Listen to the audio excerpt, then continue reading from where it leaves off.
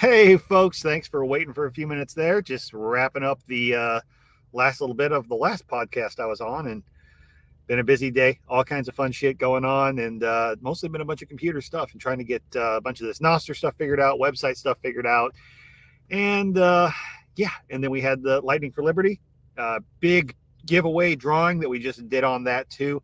So a lot of Satoshis actually ended up being about $35. And so we had a guy that ended up putting his hat in the ring for that and won that. So pretty cool. If you want to check that out, be sure to check out Lightning for Liberty. We just got that done. It will be uploading on Spotify and all the fun places here in just a bit. It's live on YouTube. And here I am on my show. We're at episode 40, guys. Episode 40. So we only got 10 episodes left to go until my big 50th episode giveaway that I'm talking about. So still figuring out what all we're going to throw into that. Like I said, if we can get up this YouTube up to 1,000 followers, I'm going to toss in that 1 year of Seasoning of the Month Club. So, hey, we've had a bunch of seasoning orders come in. Nostr's been good for that. People have been very interested in the stuff that I've thrown up. He made up a little Nostr exclusive blend the other week just to fuck around with it, and had a sale of that. And then, on Saturday, if y'all had watched, we had a really good just roundtable chat with 5 of us. We got Kyle I'm going to bring on down here. We had James, we had Brian from the Lots Project, and we had Robin Holstein. And we were all talking about content creation, a little bit different, but we'll touch on that again a little bit tonight. It was a good chat, so be sure to check that out. But with all that going on, in the midst of that, while we were talking for 2 hours, I got a big seasoning order and got that sent off too. And guess what? The guy's a podcast listener, and he recently just joined the Telegram group too. So community's growing, guys. Community's growing. That's exactly what we need to see. So I will let y'all know I've had so much stuff going on today that I let y'all down. I didn't get the seasoning video done. I should have done it last night, but I wanted to give a little more time on the votes, and then it just slipped my mind with all the other stuff coming up. So I'll get that knocked out for you. Probably not tonight. It'll probably be a tomorrow project. Get that up, and I'll make sure I post that link. It'll go up in Telegram just like usual. It'll go up on YouTube Shorts and TikTok as well, and I'll be sure to blast that out on Nostr. I've done that the last 2 or 3 that I put up, so it'll be out there. It just won't be part of the show today, I believe, and I'll double check before I actually make it up. I believe it got settled on Sage is going to be the next one, which is fitting. We went Rosemary to Sage. So anyway, I'm going to bring Kyle on tonight. We're going to talk a little bit about a little more about equipment for home processing and all that fun stuff. But Kyle, right back in that vein of the content creation, has decided to join the old Brotherhood of Podcasters, and he's going to start one up himself, as well as his YouTube channel, which he's been posting quite a few videos up to, and they're actually pretty good videos. So you should check him out. If I don't have his channel down here linked, I usually do. You can find him easily enough over in the Liberty Meat chat on Telegram. So that's t.me. I wish it was t.me/Liberty Meat chat. And yeah, find us over there. Anyway, here is Kyle. Kyle, how you doing, man? I'm doing good. How are you? Good. I like the setup. Thank you. You got the old Longhorn back there, but you're on the computer now instead of the shake cam. We're not. Right. It's not the Blair Witch Project in the rocking chair. I'm be stationary right for this entire podcast. And the old Longhorn hanging up back there. The Christmas lights are a nice touch too. Oh, absolutely. My wife was just talking about whether or not those are going to stay or not. I'm like, they're not. They're not. No, it's cool though. So how's the YouTube shit going, man? YouTube shit's going good. Yeah. I got a video planned for tomorrow. I was just running around the past 2 days and just didn't get one out. So it was like, all right, so we're doing 4 quarters tomorrow. We're going to break a 4-quarter down, show all the cuts, show everything that goes into it. And then I've kind of like settled down on it to where I'm going to do 2 videos a week. I'm going to do a shop video and a farm video. Mm-hmm. Kind of split it up and not kill myself in the process. And you've got to learn a rhythm, and if you try to do too much at a time, especially until you learn it, you'll burn yourself out on it. And that's I'm already the worst feeling thing. Myself get there. I'm like, oh, I need to do this. And I'm like, no, I don't. No, easy. If you try to do all of it at one time, it's not even if you don't run out of shit to do, you'll get tired of it, and then you'll slack off, and then you set an expectation, Right. and then you start to lose it. So yeah, no, just find a comfortable rhythm and build yourself up. I've been cramming out like 3 freaking episodes a week lately because I'm trying to fix my own fuck up. Got to make that 50. I try to hit that 50, but it, you know, I've got a year of doing that, not almost a year of doing this shit, and to figure out how to actually to work out all the kinks in Right. my system. So I'm a little more comfortable building up to that. I definitely wouldn't be doing this many off the bat. So unless I had the time, if I was like sitting at home, nothing to do, working from my computer, that's doable. You can work that into your routine. I got to go out of my way to do this shit. So absolutely. Like when it comes to the content, like filming and the content, it's not that much more time because I'm doing it. Like I'm already doing the stuff. It's the putting it together, situated. Like I'm not like a technology person, so now going back into all of like the different apps that I've started now and like to push everything out, I'm like, Well, you managed to get on Nostr with minimal help and set that all up. So hey, that's if you can figure that out, you can figure this stuff out. Oh, absolutely. I did that while being crawled on by 2 kids. I'm like, I like holding the phone like this, trying to get everything done while I've got a 1-year-old across my chest. Like, oh, so you did it on hard mode, yeah. Oh yeah. Shit. So, but you're thinking about starting a podcast? Yes. I am thinking that it'll start coming out on Saturdays. I'm thinking about probably doing it kind of like this style. It's going to be called Meet the Critters, and that's meet MEAT. And it's just going to be a podcast. Get ready for the YouTube people because I'll already get them in my comments on my shorts because I do the meeting of the minds questions every morning. Yeah. And they go out of their way to inform me that I don't know how to spell. That's fine. I don't know how to spell. So right. I love the I'll get the community members to pop in there and be like, who's going to teach this guy about puns? Right. But yeah, you'll get that. Yeah. So what it's essentially going to be, I'm going to try and kind of do it kind of like this style where I go live and there's going to be I'm shooting for 10-minute video ish. Just about, we're basically going to go through cows, pigs, poultry, and exotics when it comes to livestock. And I'm going to pick one a week out of all those 4 and just kind of take a deep dive into the history of them, when they really started becoming like domesticated, body composition, all that, meat quality, and then kind of just shoot out and go kind of like this, where it's talking to people about my experiences with them, cutting them, or raised like the handful of animals I've raised, stuff like that, or just dealing with them in general. So some fun facts and things like that. And then looks like I lost the Odyssey. Whatever, that's fine. It can push. Anyway, that sounds awesome because there is a lot to cover when you start talking about different breeds and stuff. That opens you up later on too for when you have somebody who knows a breed well, you know, and bring them on for interviews and stuff. So, and that's what I'm hoping for it to get to, of just kind of have somebody on who, like, I already know a couple people that I've already put the feelers out. I'm like, hey, I'm doing that. You're going to get you're coming on. I need to talk to you about this. But, I'm excited, and I'm excited to cover some of the stuff that's just happening here on the farm as well.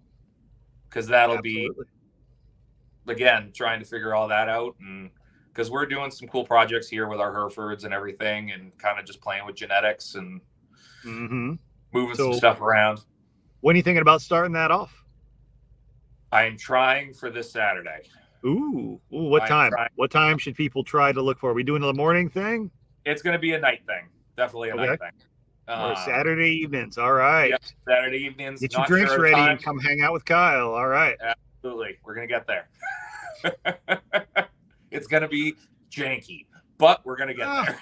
You'll figure it out. It'll be rough at first as you work out the technology and the bugs and figure out your stuff, but you'll get better at it. That's just how it is. Right. Only way to learn is to do it. Exactly. Yeah. And I figured I would do the 4 different categories because I'm like, there's 1,000 in every category. It'll all be fine. I'll never lose content.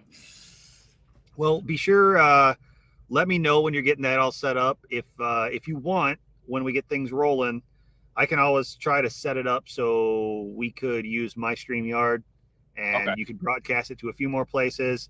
We might even be able to plug it in to where we could stream it over to the Telegram group too. That'd be awesome. Yeah. Because I'm not going to run a live show at the same time you are. That's just stupid. So right. Yeah, that would. Yeah, we'll make it work. That would be amazing. And if you think you aren't getting texted throughout this entire process, you're fucking crazy. I'll probably if we go that way, just to kind of help you figure this shit out. If I'm it's not stupid late and I don't get stuck like out here in the park or some shit like that, right. I might be able to set up and just kind of hang out in the background a little bit to help out with any bullshit that might go on, just to kind of help smooth the process. Right. At least that would be awesome. Can go wrong. So I don't mind doing that. But yeah, I mean, we'll get you going when we hear for sure what's going on. When the inaugural episode is going down, I'll be sure we announce that all over in the group and everything too. So be sure to check that out, and be sure to go follow Kyle. What's your YouTube handle again? That way people can find you. It is. It's right there below his name. Butcher 603. Yep, Backyard Butcher 603, and I'm sure he'll eventually soon have a website and all that fun stuff to go along with it too. Yes, I will have a website soon and all that figured out. That's the important thing though too, because we're talking about something that can be a little bit controversial. So there's always a risk that you put all this content together and you eventually get deplatformed. They just one day YouTube goes, yeah, no, fuck this guy, and pulls your shit. Right. Well, it's good to be able to channel somebody to a place that's yours that you can control. Right. Set them up. You get them there. Be like, hey, if you like my shit, come follow my email list so you get an email when I'm going live, updates and shit like that. So later on, if that ever does happen, you can be like, hey guys, here's where I'll be. Right. No, again, and I'll figure all that out. Let me work on getting one out first, and we'll see how it goes. Yeah, it'll come along, but that's just little things to think about. And luckily, especially with this community and a lot of people between me and all the other people that are in the Telegram groups, we got a lot of people who do this or have done this. Right. So we'll get that's the biggest thing. This community is so amazing, and I can't I agree. Can't express that enough. These guys are awesome. Like in the morning, it's getting in such a rhythm now. It's like if I wake up at 7:05, I'm jumping out of bed like I'm late for work. I know, right? We're Eastern, so it's like it's coffee time. What the hell? Yeah, I'm like, it's about 5:30 every morning. I get my ass up because I'm trying to get my coffee started before I got to start thinking. You know. But yeah, I mean, it's one of those. I'm like, God, now I understand. I always wondered growing up. You go to the little cafe or whatnot in town. Yeah. And be like, what are these old dudes every morning sitting there drinking coffee and reading the newspaper and bullshit and every fucking morning? What is it about? I get it. Like maybe I'm getting old, but now I get it. It's the routine and it's getting your mind up and running and working in the morning. So if y'all don't watch Brian's show over every morning, he's got his podcast broke down into a couple of them. He's got the Lots Project podcast, and he does his little coffee moment, but he has his little perfect cup question. If you just want to listen to a 15-minute blurb in the morning talking about some deep topic, he splits that out, but it's usually about 45 minutes. We all hang out and bullshit.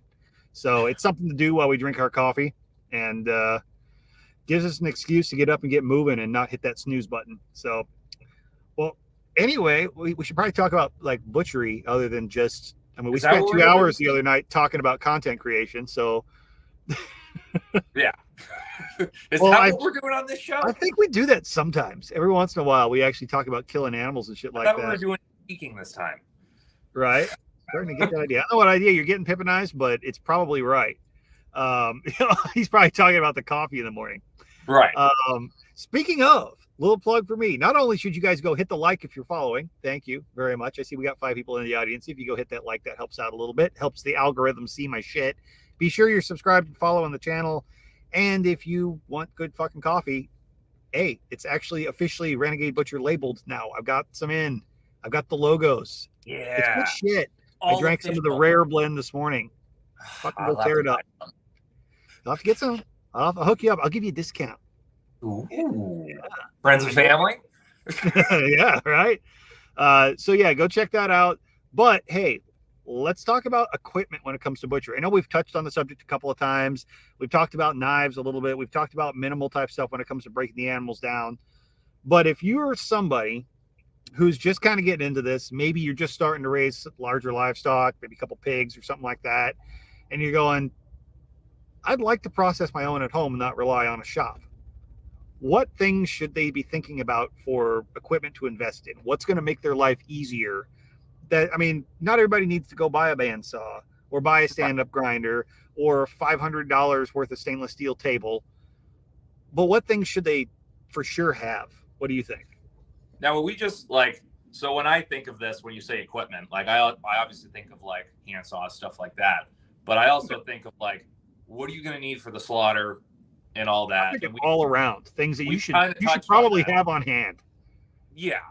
I mean, a firearm, be proficient with it, for one thing. Yeah, I mean, if you want to start from the beginning, for me, it's like tractor, need it.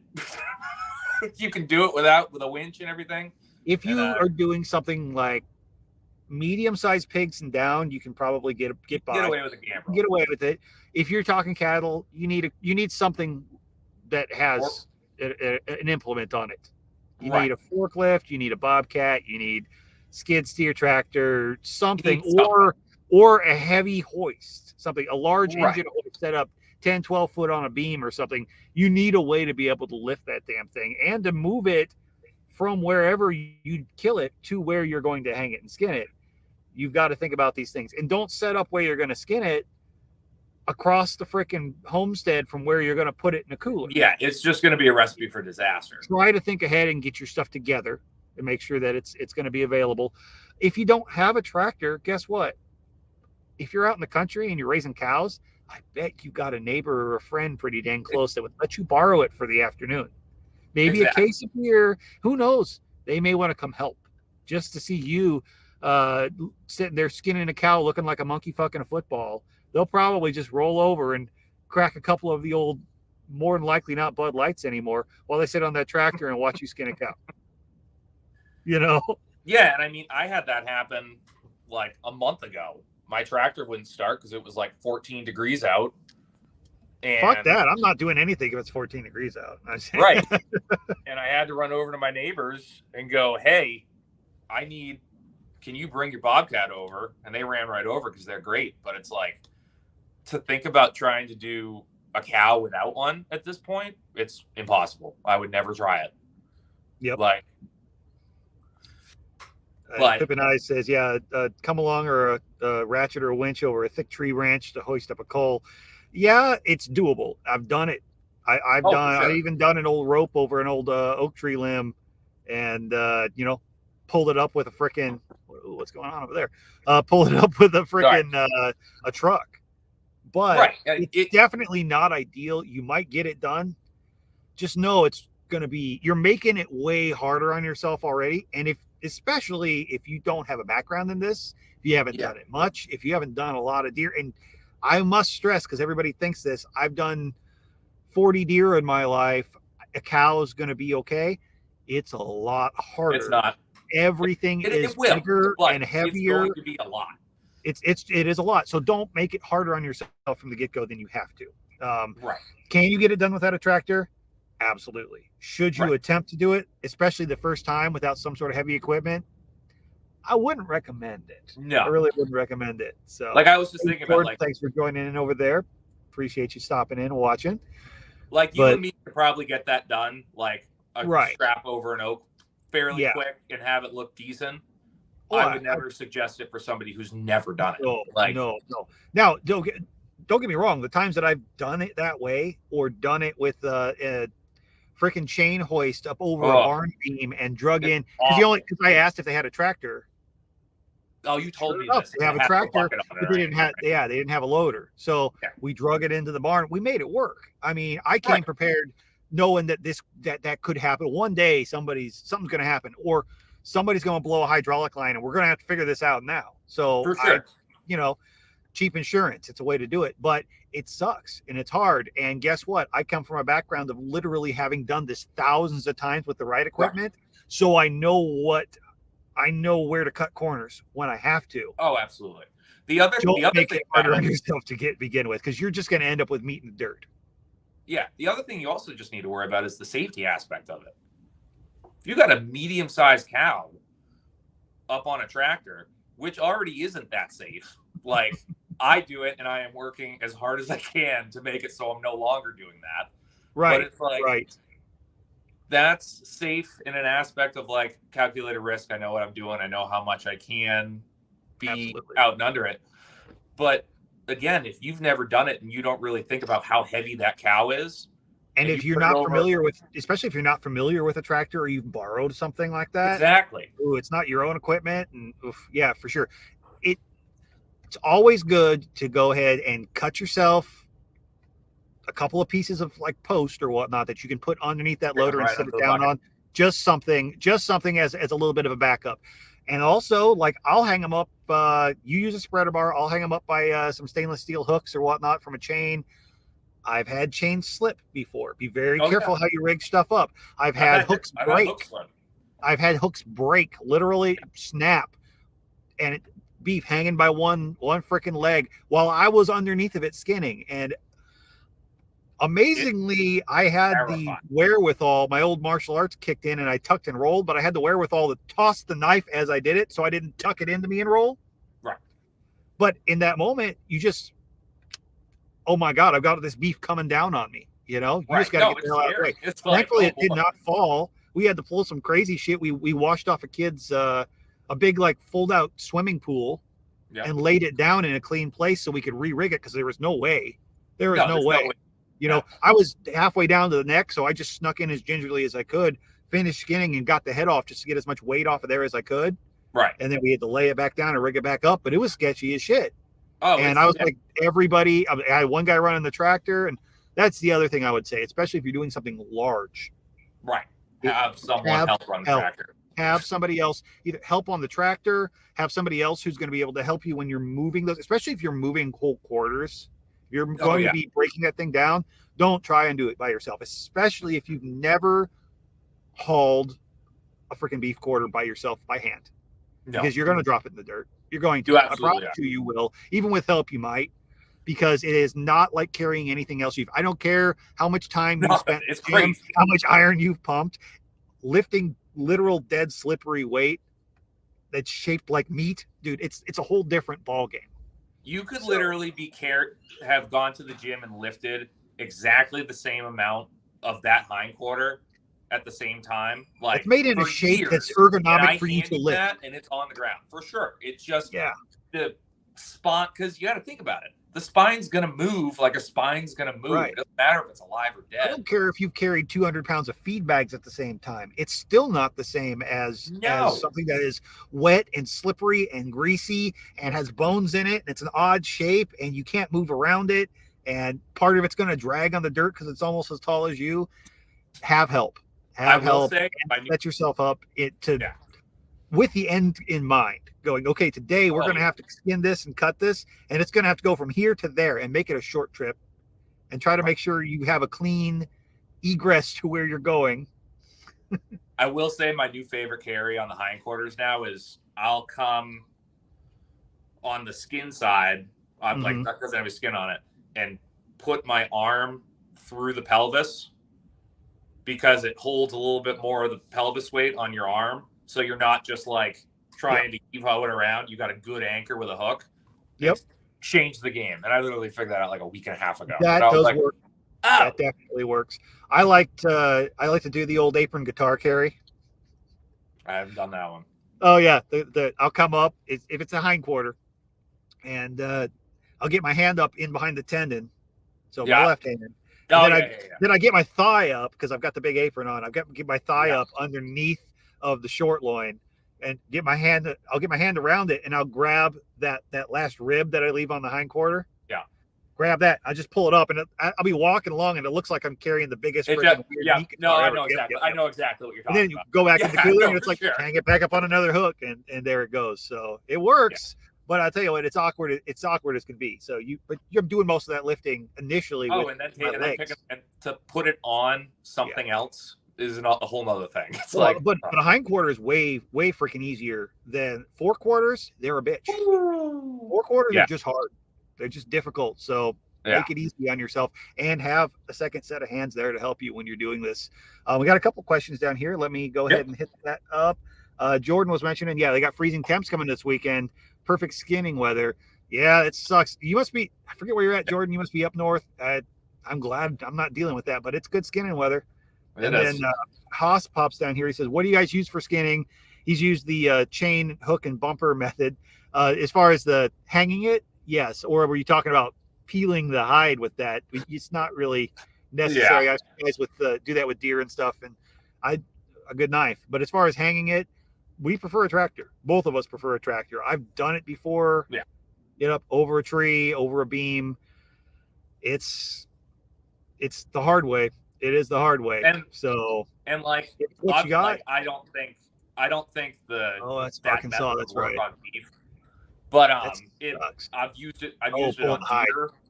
Yeah, he's talking about pulling the hide. See, the thing is, pulling hide. I've done that. I've done the golf ball trick. I've just pulled it myself. Like I have in the shop, I have a hook bolted into the concrete that I'll put it in the cradle first, skin around the back hams, and then just take a chain, wrap it around. I'll keep the back feet on.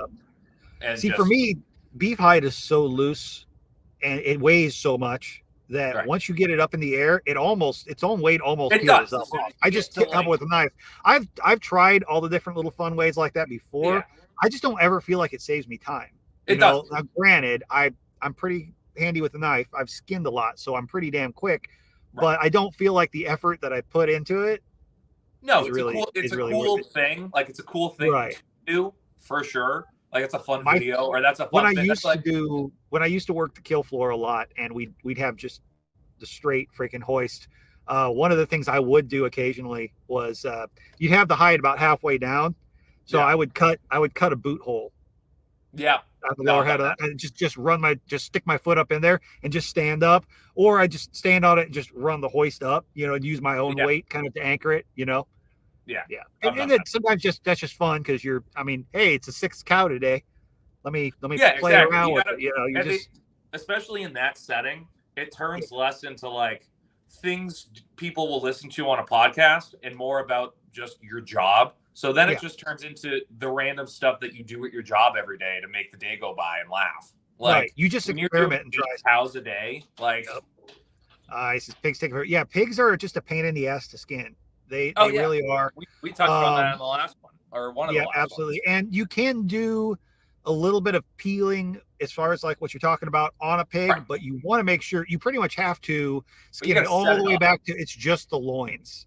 That's about the only place you're really going to be able to get that peel. You're going to just mutilate the bellies if you try to do that. Oh, it's going to be awful. Yeah. So, and I've even tried it before having it all the way back to the loins and still started pulling fat off and just quit because I don't want naked pork chops. I like a little fat on my meat. I don't want to waste that. It's got to be right at the end, right at the beginning of that sirloin. You have to go about an inch past that. And if you're not careful and you gouge the fat a little too much on a knife stroke or whatnot, it's just going to peel right off with it there too. I make sure that the knife, I will gouge it slightly going towards the skin. Right, but I mean, if you gouge into the back fat, you're tearing that whole fat off. No, you're just going to peel that fat all off on that hide. It's gonna wreck it. So, but there's just no way around it. Pigs are. Yeah. They're a lot more work. Pigs are a pain in the ass. It's more work to skin a 300-pound pig than it is to skin a freaking 1,200-pound steer. Oh, absolutely.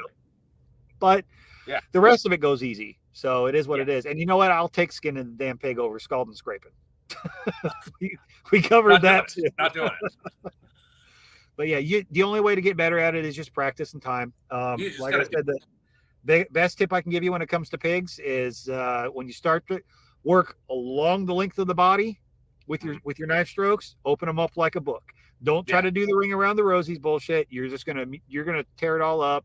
Exactly. Start from the middle, take your time, flat of the knife, pull that hide tight and work it. It's close to that skin as you can, around the belly, long strokes up and down. If you have it hanging vertical, if you're laying in a cradle, obviously it's horizontal.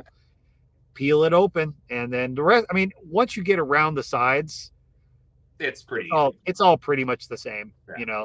Yep. And just take your time. Yeah. On every aspect of this, take your time. Yep. Like, yes, if it's 106, maybe hurry a little bit, but you're already in a bad situation. You want to move with a little bit of a sense of urgency, but don't feel like you have to just rush. Don't put yourself in a situation where you have to rush through it that quick either. I know a lot of guys that they go, okay, well, we're going to jump right in. I got 3 hogs to do. And they go and they pop 3 hogs. Now they got to skin 3 hogs. Don't do that. Don't do that. Just do one at a time. Do one at a time. Until I'll shoot 3 hogs and then skin them, but I'm going to have 3 hogs in a cooler in an hour. Because I've done it. I don't know how many thousands of times. Don't do that to yourself. Don't put that pressure on yourself. God, no. I mean, one day maybe, but but you just don't make it hard. Well, that's the same with the tractor. It's like, don't make it harder on yourself when you're learning this than you have to. No, make it as easy as possible. Yeah. That's why I I had Tiffany on a couple weeks ago, and she was the hot cutting and everything, and that's a great option for a lot of people because for some people it's really the only option. But I never recommend for people who are trying to learn butchery to start out that way if they can avoid it, because you're never really going to truly learn how to do it right, for one, and you have to rush through the whole process. You have to. There's no getting around it, because you've got to finish this whole animal now. Yeah. And man, that's a big task for somebody who does know what they're doing. Yeah, I've never the meat. Anything. I could do it, but I wouldn't want to. Sucks. And cutting warm meat sucks. But I can imagine. It's frustrating as a butcher too, because you know what it should look like, and you can't make it look like this because warm meat doesn't cut the same way. But the other thing is, if you have that animal chilled, you have the luxury of learning as you go and taking at a piece at a time. Absolutely. And working on it. You can take your time. You don't have a way to take your time the other way around.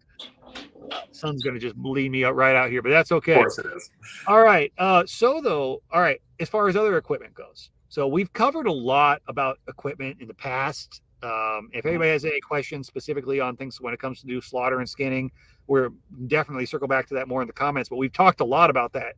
One of the times I've had you on the show, and we've talked a little bit about like basic stuff for processing type stuff, but what would you say would be the things that are like must-haves? Like, you should definitely have this. Lugs. Process. That's a good one. I didn't even think about that. I didn't even think about that. Folks that don't know, I've only ever heard them called lugs in the meat industry. Think of they're meat tubs. They're processing tubs. Think of like bus boxes if you ever worked at a restaurant. They hold right around. If you pack them, they can hold like 80 pounds of grind, but I usually put them to about 50. And they work great. I know Josh, I think, has an affiliate link. He's frozen, so we'll see what happens when he comes back. But Waltons.com is another good one. You can probably pick them up on Amazon. They're not crazy expensive, and for what you can do with them, they're fantastic. One, all your grind can go in it. If you're breaking it down into smaller primals after the slaughter, you can carry them all in that instead of just carrying warm meat somewhere. Even if during the slaughter, you need, like, all of a sudden something moves and you can't pull up any further, you can stick that lug right under the neck or whatever you're going under, and it gives it a place where it's not just sitting in the dirt. Well, he'll be back. We'll see. But they're great, and I think the last time I bought them, they were like $20. And they're worth their weight in gold. They got me. He's back. It was the USDA cyber division. They're shutting me down. No, I think we just had an internet blip or something here. I'm sure I'll have to figure it out. But I had the backup ready, so here we are. But the lugs as far as the meat tubs. Yeah, I just gave him a little rundown on them. Yeah, you can. So where do you get yours? I get mine from Waltons. Okay, because they're expensive. Last time I bought them, they're like $20, I think. Yeah. Here's my tip for y'all. And no, holy shit, it's a big chicken. Anyway, I am not I am not like an affiliate of them at all or whatnot. But if you have an Academy Sports nearby, especially coming up on deer season, they have they're a little bit smaller. Yeah, the ones that you're getting are nicer, but the little smaller ones, they'll hold about 40 comfortably. But they're flat bottom. They're not the one. They don't have the ridges, the cross stack ridges. And they're a little bit. They're a little bit thinner. You can crack them and stuff like that. But I stock up on them every deer season. You see them right around the time because they're marketed for wild game. But here's the kicker: you'll get this. Oh, he's digging. I'm back. Dog's in. Oh, is he gone again? Are we just playing back and forth with this? Well, now we're just sitting here on bated breath on what he was going to say. Yeah. And again, put the money into how much you're going to do it. If you are just going to do like a deer a year, you're going to do like 1 or 2 pigs, like you don't need to go out and buy the craziest, like most expensive stuff. Like if the majority of the time it's going to sit in a closet somewhere. They really are out to get me. And wow, I'm on here twice. Here we go. Let me remove myself maybe. Anyway, crazy. All right. Yeah. So no, anyway, the ones that I get at Academy Sports, $7, dude. $7 a piece. Jesus. Yeah, we don't have those. Yeah, right.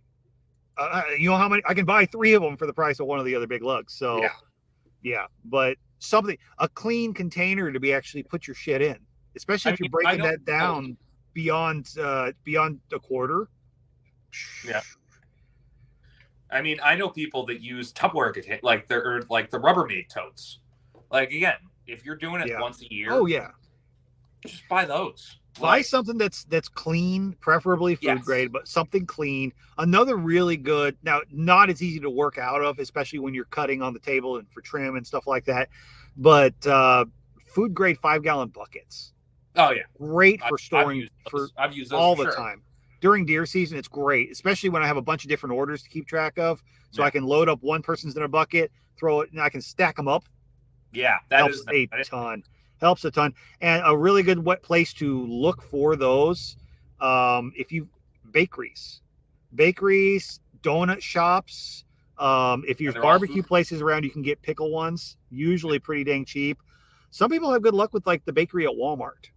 Just know you're gonna have to clean them out, but you can find good food grade ones for pretty cheap there. Or you can turn around and order them for about $10 a piece on Amazon.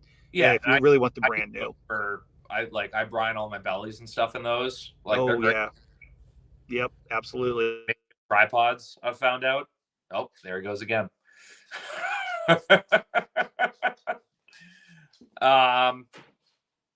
Well, let's see. Another good thing. We've already kind of touched on tables. I mean, again, don't go out and buy a giant stainless steel table and spend a bunch of money if you're only, going to do this once or twice a year. Well, that's just ridiculous. I don't know what's going on now. We got major internet malfunctions here or something, but yeah. Oh, Haas down here mentions he's used a clean trash can. Yeah, I mean, as long as you know what was in it and it's clean enough. I mean, that's the thing. If you're talking about for your own personal consumption, you be the judge of what you want to eat. But that gets scary sometimes, though. It does. I'm going to avoid the trash can myself. Yeah. But, yeah. Another thing that I think is super handy and we kind of take for granted, trays. Trays to put cuts on. Man, I tell you what, you probably use the big, like, square sheet pans, right? Most shops do. Yes. Yeah. Those are expensive, dude. I got these super cheap. You got basically a. But no, those are insanely expensive. Right, you got basically a preset shop already, pretty much gifted to you. Lucky bastard. Can't all be that lucky. Right. Yeah, those. But what I found, I actually got really lucky on the trays that I used. They're about half that size, but I looked around on Facebook Marketplace when I was kind of getting going, and I wanted something a little smaller anyway that's more portable. Because I was taking a lot of stuff on the road with me. Yeah, there it goes again. Again, for stuff like that, if you're in a pinch and you need something, you could again use some of those Rubbermaid container tray or lids if you're trying to do like a bunch of stuff. But even the disposable tinfoil, like trays you can get at the grocery store or Walmart or something like that. If you're just needed something to put something in between cutting and packaging, anything will work. But again, keep it somewhat clean because again, it's your food. Yeah, I've used the turkey trays before. Man, I'm glad you're on this show to talk when this shit goes on. All right, y'all, make sure you go hit the like button. Help me pay for this internet bill because I just said screw it. I'm tethering to the phone, so I'm just paying for the data now because this Wi-Fi ain't gonna work. It just ain't working tonight. It must be all the college kids getting on their fucking video game servers or some shit at the same time. I don't know, but all of a sudden it just went gone. So, but well, yeah, I'm finally not just sitting here awkwardly looking at the camera going, I don't know how technology works. I don't know how to do this. It's so much easier on the computer when you're using StreamYard than trying to do it on the phone. You can actually see the layout of stuff. No, I'll definitely. I'm like I said, I'm still on the phone right now, but I'll definitely be doing it on the computer. Oh yeah, it makes it a whole lot easier. Oh, you're just in the little cradle, like a better mic or something because the computer speaker sucks or microphone sucks. Oh, okay. Go to just go to like Walmart or wherever and get yourself either a podcasting mic is nice. That's what I've got set up right now. And it's got like a monitor in the background and I've just got an earbud. So I'm listening through that. Or I hate them because if I'm wearing them long enough, it really starts to bug me, but you can get like a cheap, like $20 plug it, like gaming headset with the mic. The audio is pretty good on it. It's good enough for this kind of stuff with no problem. Yeah, that's what I do. You don't have to get anything too fancy, especially starting out. The microphone I'm using right now, I think ran me like $40. Yeah. So, but I do it enough. It was worth that. Right. Oh, there he goes again. All right. So we did lugs, trays, both important. A good saw you can use. Again, you can go to any of these sites that sell like commercial meat equipment, or you can go to Cabela's. They have bone saws and stuff like that there. So welcome to the Josh Can't Stay on His Own podcast show. Apparently. That's great. But I was mentioning the trays. Oh yeah. So I went to Facebook Marketplace. I found a bunch of old school lunch trays. Oh, that's perfect. I know. And somebody was restaurant apparently. They had a big restaurant auction.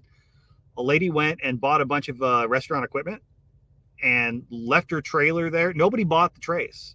She left her trailer there to get loaded up with all the stuff that she bought. And they just loaded a bunch of them into everybody's trailer. Like they just gave them away. So she had like 300 of them and she was selling them for $1.50 a piece. Oh, I know. So I bought like fucking $40 worth.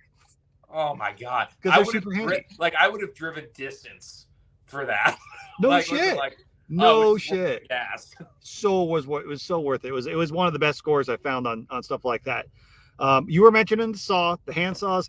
Honestly, I do everything in the world I can to avoid using them, but they are handy to have. Like you said, you can go to Cabela's, go to Academy Sports, go to just a regular sporting goods store and get something. If you get the ones that it's like the LEM brand, that's pretty much one of the most common. They're decent. Yeah. I have one. What I will say is I've never seen them anywhere but their website. Go to LEM's website and order. They've got the blades. They typically come like little 1/2-inch blades. They've got the 1-inch blades. Get the big ones. They're way better because that blade flexes and wobbles and gets weak so quick. They're awful. As I say that, I haven't used a handsaw I can't think about the last time I used it. I've switched to using a cordless Sawzall. That's been the one that's works best for me. I buy the Diablo pruning blades. Again, I'm not using it for finish cuts. So you don't because the Diablo pruning blade is pretty aggressive. Cuts through bone like magic. But there he is. Yeah. I don't even know anymore. I'm just gonna roll with it. If I pop off, practice. If I pop off, we're just gonna have to. It'll be the routine for the night, I guess. So we'll see. Should be interesting. This could be fun on the audio side, but hey, you know. I was just saying I don't remember the actual time I've actually used my handsaw. I've switched to just using my Sawzall. Right. Once I learned how to do most things with a knife and minimize what Yeah. I do, but as far as Well, with the it's like saw, when it I think helps. about it, I'm thinking about like because I only use it for honestly at this point because I just want to save my bandsaw, Yeah. save my bandsaw blades. The only time I use the sawzall is to pull the chuck off the 4/4 Yep. and to chine and pull the short ribs off the rib plate. That's the only time I I actually use a saw. ab- the only time that I actually do use the saw quite a bit more if I am doing stuff mobile and helping people out because I Right, don't have the bandsaw with me. And I'll right. tell you what, you can do a lot of bone in cuts with a recip saw, but there's a learning curve and it's hard to Oh, do. oh yeah, What I recommend the shit out of this for people. Get one of the single hand reciprocating saws. yeah. There's a Lennox brand. Oh, and he's gone again. I absolutely agree. I have a Milwaukee, just regular sawzall, and it works fantastic. But there are moments where I'm like, God, this is a pain in the butt when you're trying to hold on to a quarter and trying to saw at the same time. That Oh, single hand saw it is a makes it. game changer. The rigid that I have is awesome. It's got a battery pack, Yeah, so it's cordless, man. It's great. And actually, in one of the big 4 amp batteries, I can actually split a steer with the single hand. It's a 6 amp reciprocating saw. really. Yeah, yeah. Wow. I always keep an extra battery All right. around, but last year I sent you all pictures. I posted them up. There was I helped with the steer. I split that all with the single hand. So That's good awesome. set of blades. I had a Diablo blade in that one. I actually like the Lennox blades better. But there's also I forget there's you can get the plug-in ones if you want to dick with the cord and everything. But using one of those Yeah, I single did hand it forever. reciprocating saws, it's a little bit bigger and bulkier. It's got more ass to it, but it's a lot like using an electric fillet knife if you ever use one. It's balanced in All the right. hand, you know. So Nice. if I'm cutting T-bones, great. Well, I've got the short loin laid out. I score the meat and do all my knife cuts, and then I'm just cutting bone. That's the important thing. You're gonna that blade will tear the shit out of Oh yeah. any meat it touches. That's just part of it. That's why a bandsaw is nice because the teeth are only moving one direction. Right. You've got that reciprocating saw action when you're doing it this way. So, but hey, it's your meat. If you're okay with an ugly steak, great. I have a certain expectation of quality when I'm doing it for somebody else, and I'm OCD about it because it's my job. Yeah. I would But also say if this is your first time or you're very new at it, mm, go boneless cuts. yes, Unless you're on if you like can, the rib, like you can cut in between the ribs, but yep. don't go into it with a sawzall and a boning knife on the short loin and expect like perfect grocery store porterhouses because it's not going to happen. Like Yep, you're just not going to get there. absolutely, absolutely. No, and I try to always encourage people to go boneless whenever I can. And Yeah. And again, that really just depends on your capabilities. Like, again, if you don't care if there's a little wear and tear into your steaks, go for it. But your life is going to be so much easier if, like, especially on the short line, I wouldn't suggest trying to do bone-in cuts unless you have a bandsaw on hand. But again, like you could cut it between the ribs on your rib eyes and stuff like that. The You're going to end up with a much better product that you're going to be more happy. Like you're going to be happier with boning out a lot of stuff if you don't have a bandsaw handy to do a lot of this stuff. It's just the name of the game. I'm actually starting to wonder if it's my computer. Let me shut some shit off in the background here just in case. But yeah, anyway, it's just been like absolutely ridiculous today. But hey, we'll make it work. It wasn't doing this during Lightning of Liberty. No, it wasn't. It wasn't. It's got to be a network thing. But I've even tethered to my phone. Who knows? Maybe the cell phone network's just that tied up right now. Is there something going on a Tuesday night? I think it's like quarter beer night at the bar. I don't think everybody's on the internet. No. And if they are, it's really boring quarter. I'm saying, if it is, bars have changed a lot since I've been sober. Right. Well, I'm in a college town, so who knows? Yeah, it's these kids these days. They're all sitting here texting each other while they sit at the bar. It's pretty fire. It's great. Oh shit. That I think Another thing that we ought to touch on, though, for sure, that maybe people don't think of until it's kind of too late, and it's obviously it's not totally necessary. There he goes. Just leave us on a cliffhanger again. I don't even know where to branch off of this one because he left me with nothing.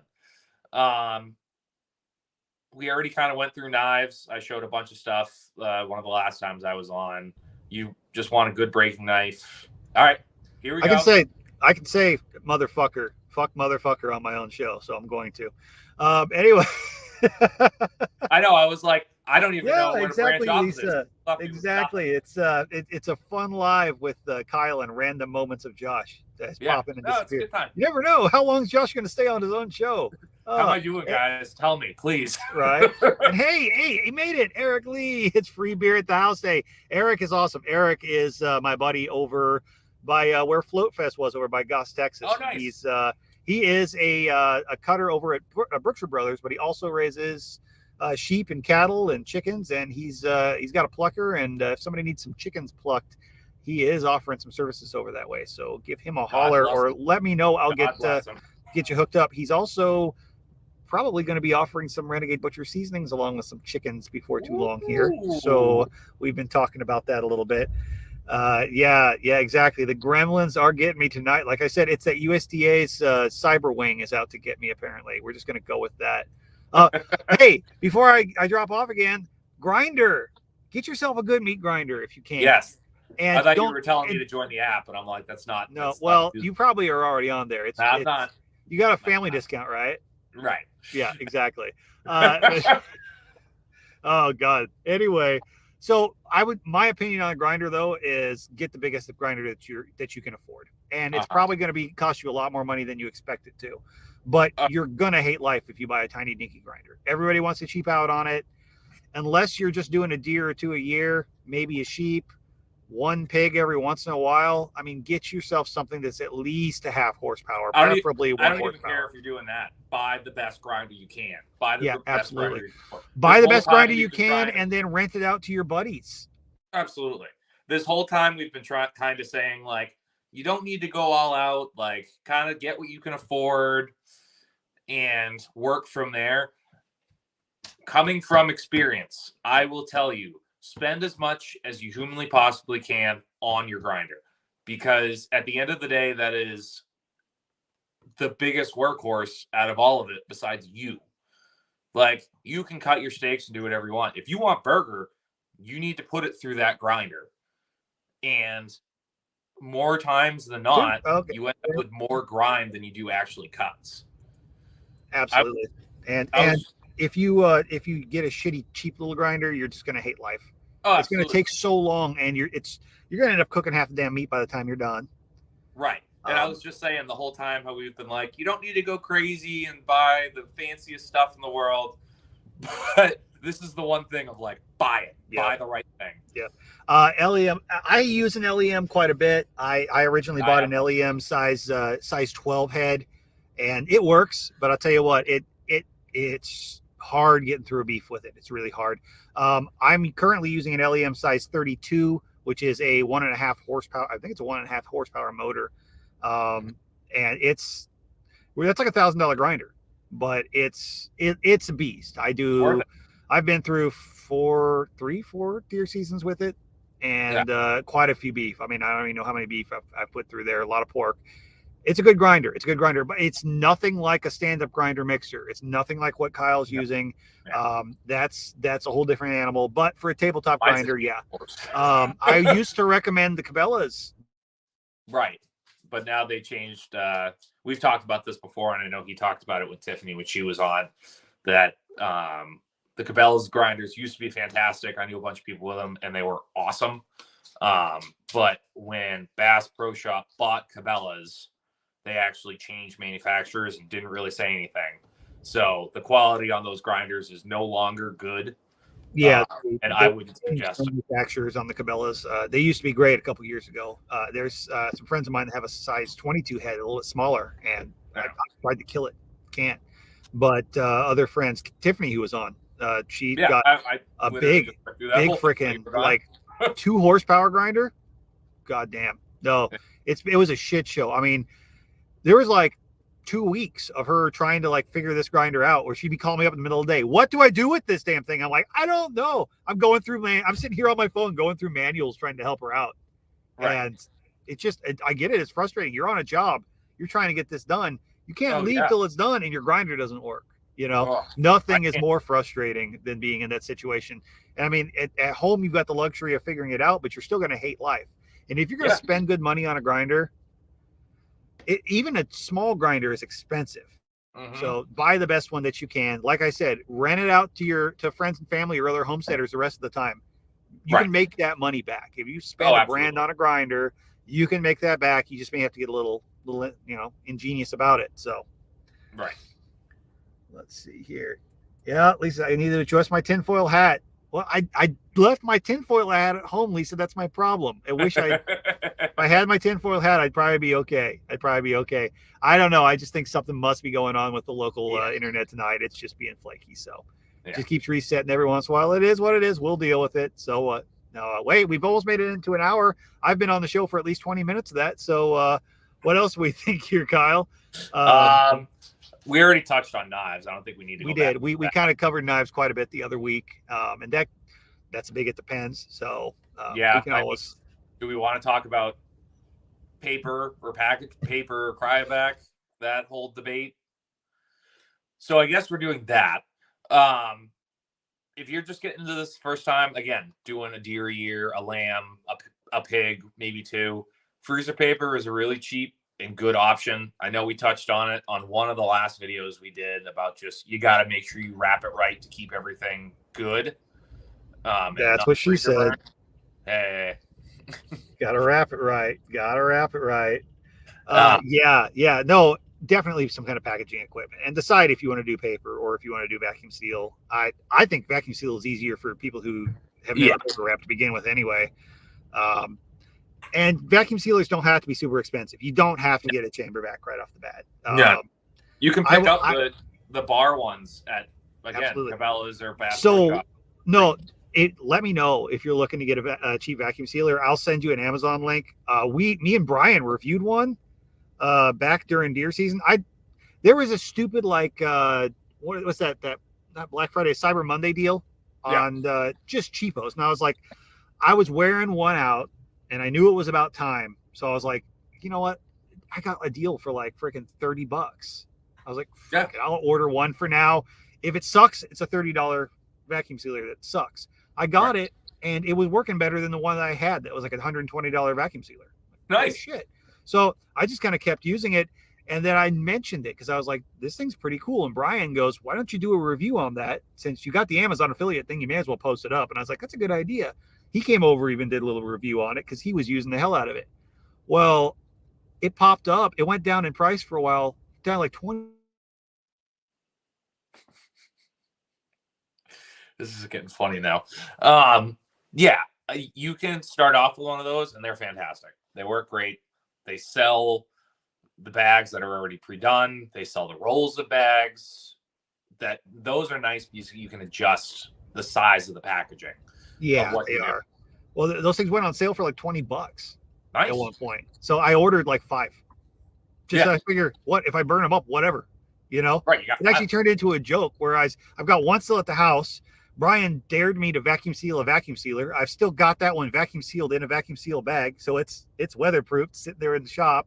I had another one I broke out because sometimes I was running duels side by side, just back and forth. I tried to give Brian one, just say, hey, you should keep one in the RV with you in case you need it. They'd want to have more shit with them. But I still haven't managed to burn up the other one. It's gone through a full fucking deer season, and I haven't killed it yet. It's still going strong. So I'm like, I don't know what these things are made of, but these cheap little Chinese vacuum sealers, and it's a beast. So I love mine. I actually, for what I have, because I bought a VacMaster 210. I think that's the one I have. Oh yeah, chamber vacs are awesome. It's amazing. And they are great. They are great. They're big, heavy, and expensive. Oh yeah. If you're doing a lot of it, or if you're doing a lot of sous vide type stuff, or a lot of other packaging, it's totally worth it. If you're doing it for home, I think everybody should have a chamber vac if they can. I just have Right. I do so much moving around and hauling Yeah, shit. I'm not hauling a it would Backmaster make with me. sense. It would make Fuck sense. that. But if you do want to invest and like get something nice, that's really nice because it's That's the way to technically go. maintenance And it free. saves you in the long run on bags because the texture, you have to have the bags with the one side textured with the ones that have the bar sealer. Mm-hmm. You know, it's not a lot of savings, but if you're doing a lot of packaging over time, you do save money on it.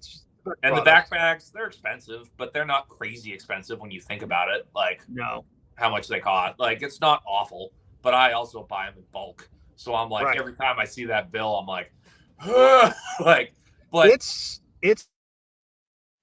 and I'll even say the one I have is it's on the smaller side. It's a 12-inch bar. And going back with my style, like my upkeep and production, I would absolutely have bought one double the size just because on an 8x10 package, I'm only putting one in. And when you're doing one cow or a whole cow, that gets aggressive. I got a rhythm, but that one, the 210, is their maintenance free. So the majority of vacuum or chamber sealers have an air pump in it that you got to change the oil in.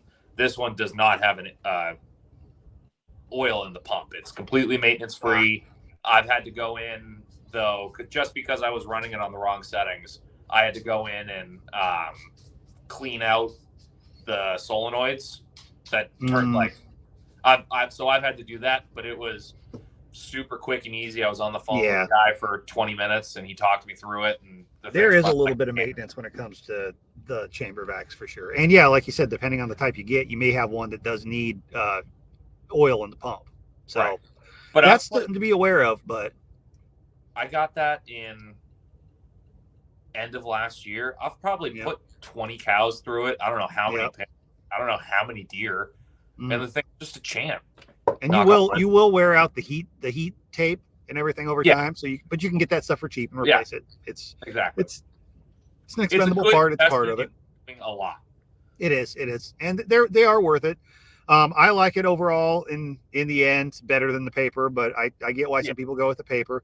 It's just that's another skill. That's another thing you're gonna have to learn for sure. And it's not any cheaper. It really isn't. Those rolls of paper, they're pricey. No, in the end, it's not. And even just in time, it's not. No, I mean, I would say if you're just doing a little bit at home, I wouldn't recommend it for a full beef. But if you're just doing a little bit at home, Ziploc bags are just fine too. Oh yeah, so I've done it. Yeah, sometimes it's what you got to do. Whatever. Do the best you can to get all the air out of that stuff, and it is what it is. But a vacuum sealer, especially a little tabletop vacuum sealer, don't go and spend $200 on a food saver, please. You can get a better vacuum sealer for less. They're not that expensive, and they're worth it. I've never had luck with the food saver. I had a couple, and they've all died on the food saver style ones. There's some decent ones that I've used. I was surprised this little cheapo's done well for me.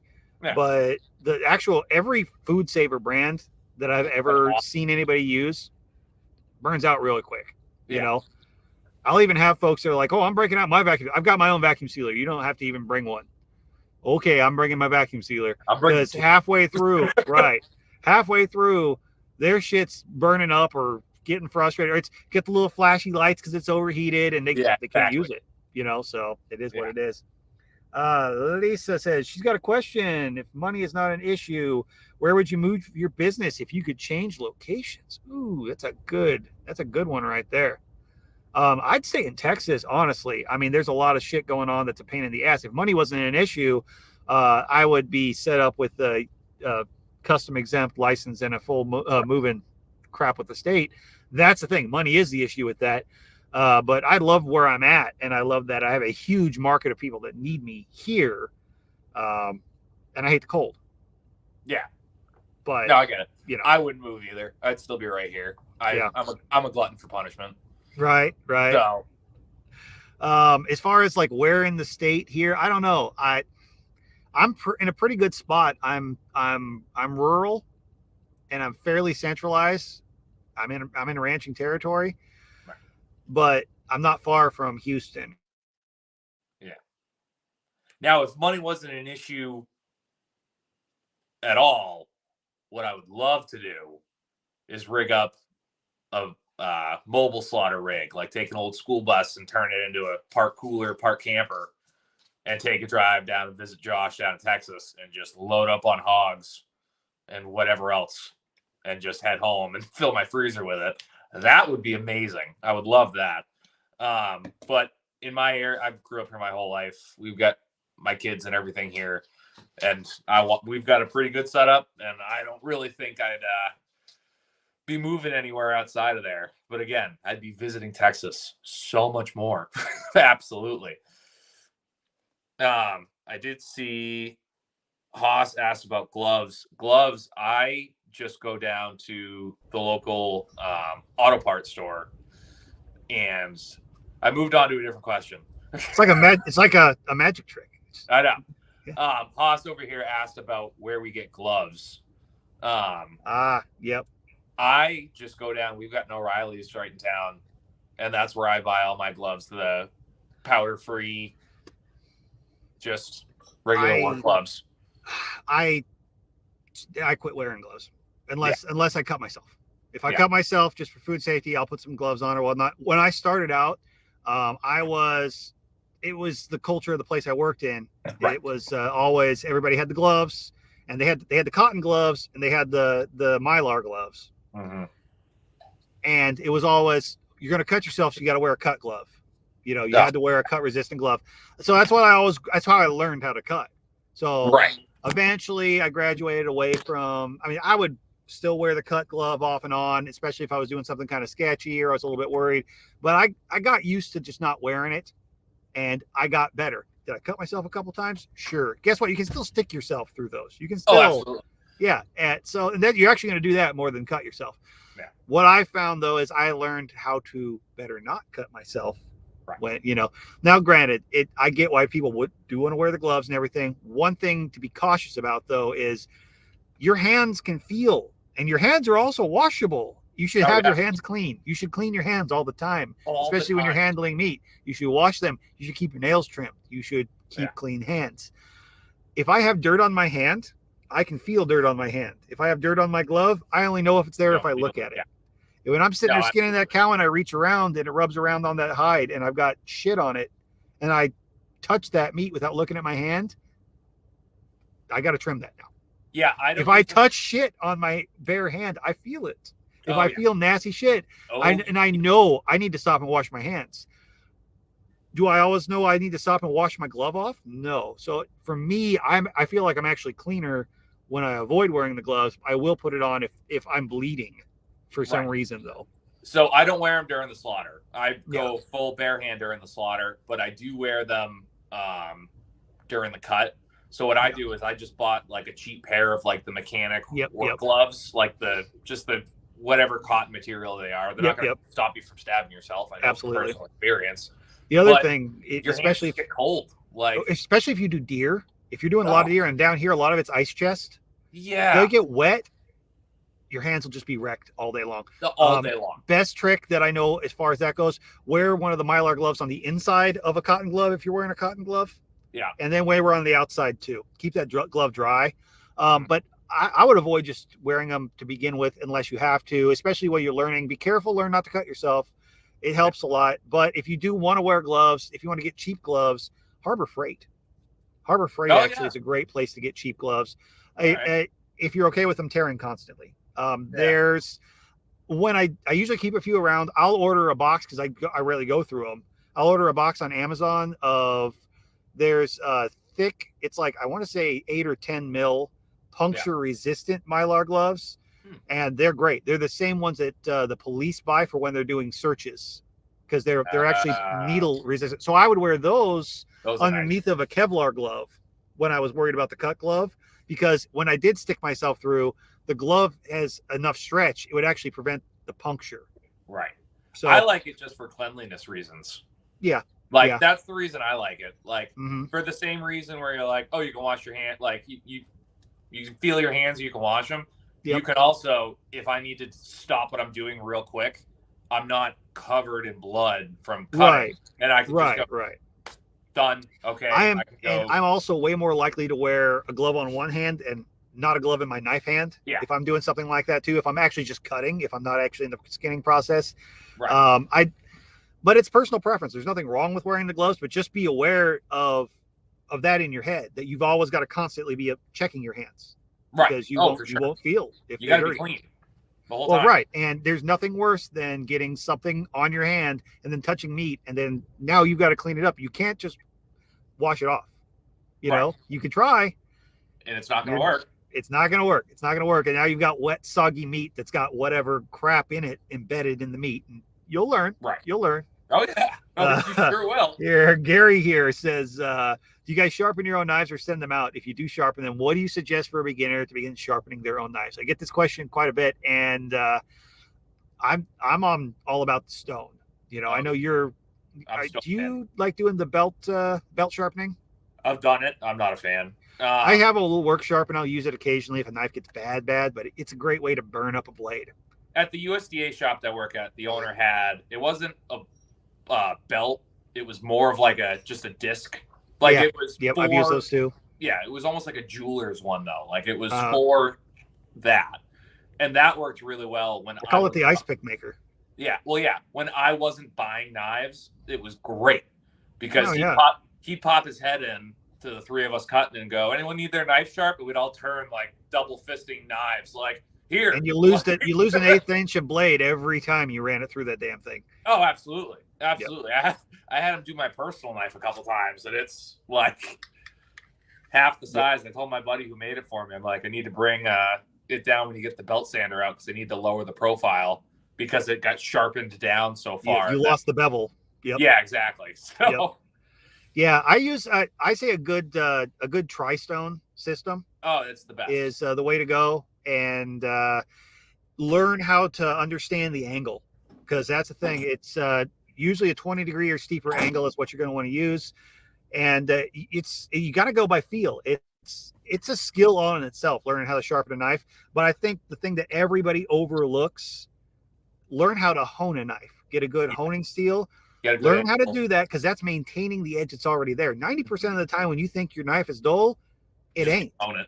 It's just, it needs honed. It's which, if you don't know, honing a knife is where you'll see chefs and butchers, they have that steel, and they're not just making tinky noises. There's a reason that they do that. So think of the edge of the knife as a very, very thin piece of metal. They actually call it a wire edge. Yeah. And as you're working with that is such a thin, malleable little piece of metal that it can deform and fold to one side or the other.